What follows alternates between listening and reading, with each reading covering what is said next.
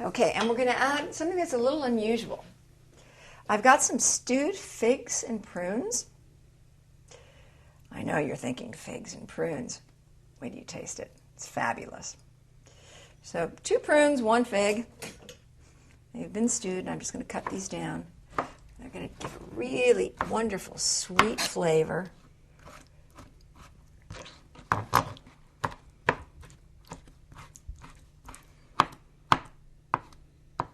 going to take this over and add it to our mirepoix. Just setting it in, and I just want to incorporate it. Incorporating the flavor. Back onto the stove a little bit.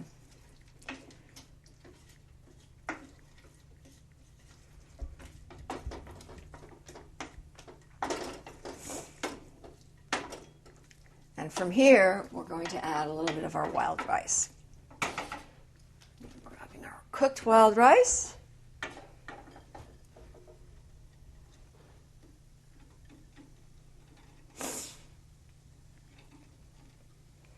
Now this is more than what's going to fit into the chicken, so we'll have some on the side of the chicken, which will be lovely.